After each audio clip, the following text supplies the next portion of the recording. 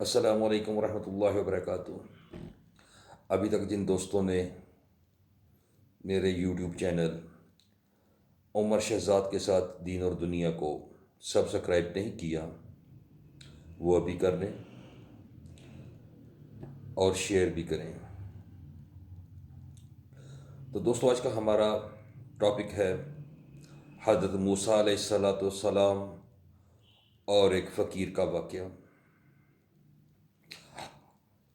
ایک فقیر حضرت موسیٰ علیہ الصلاۃ والسلام کی بارگاہ میں حاضر ہوا اور عرض کیا، موسیٰ کہ آپ اللہ سے ہم کلام ہوتے ہیں،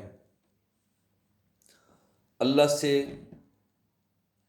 میرے متعلق ایک فریاد کیجیے گا، اللہ کو میرا پیغام دیجیے گا کہ میں نے زندگی میں کبھی بھی پیٹ بھر کے کھانا نہیں کھایا۔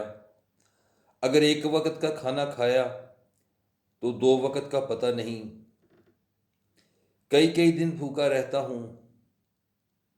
تو اے موسیٰ، جب آپ اللہ کے پاس جائیں تو اللہ سے کہنا کہ جو رزق میرے مقدر میں لکھا ہے آپ نے، وہ مجھے ایک دفعہ ہی دے دیں، تاکہ میں پیٹ بھر کے زندگی میں ایک بار تو کھانا کھا لوں۔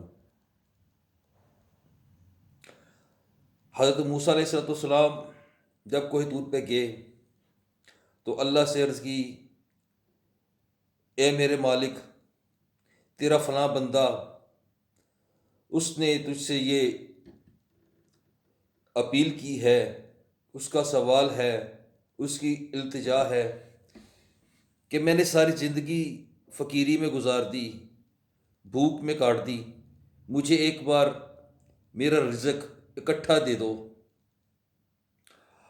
تو اللہ نے اس بندے کی فریاد کو قبول کیا اور اس کے حصے کا جو رزق تھا وہ اسے یکمشت اکٹھا دے دیا۔ جب وہ رزق اس بندے تک پہنچا تو حضرت موسیٰ علیہ السلام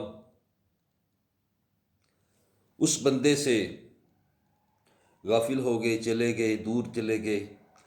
کافی عرصہ کے بعد جب وہاں سے گزر ہوا تو دیکھا اس مکان پہ جس مکان میں وہ بوڑھا فقیر رہتا تھا،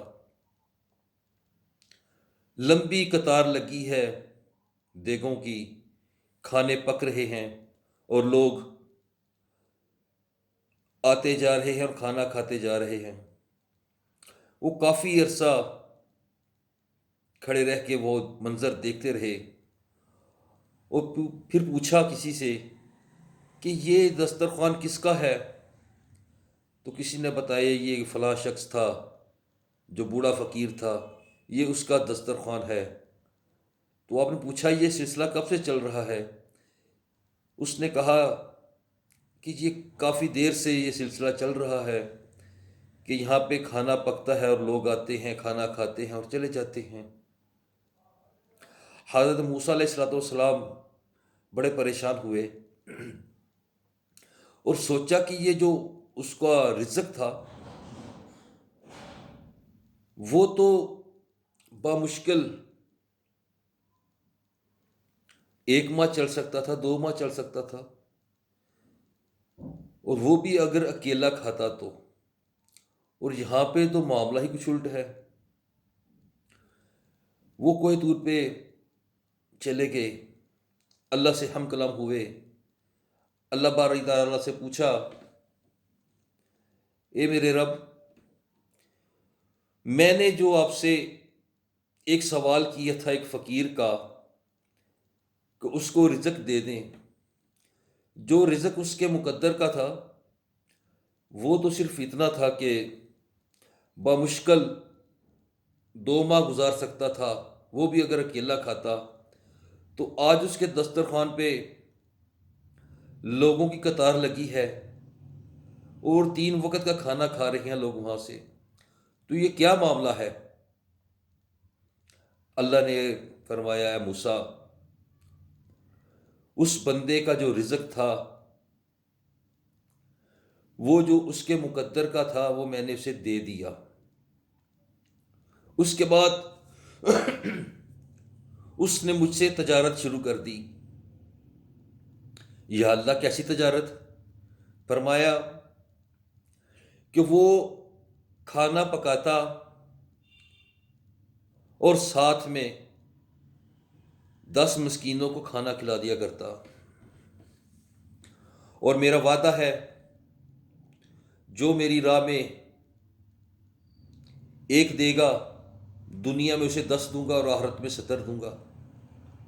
وہ ایک روٹی دیتا تو مجھے 10 روٹیاں دینی پڑتی، وہ 10 مسکینوں کو کھانا کھلاتا اور اس حساب سے مجھے 10 گنا اس کا رزق دینا پڑتا۔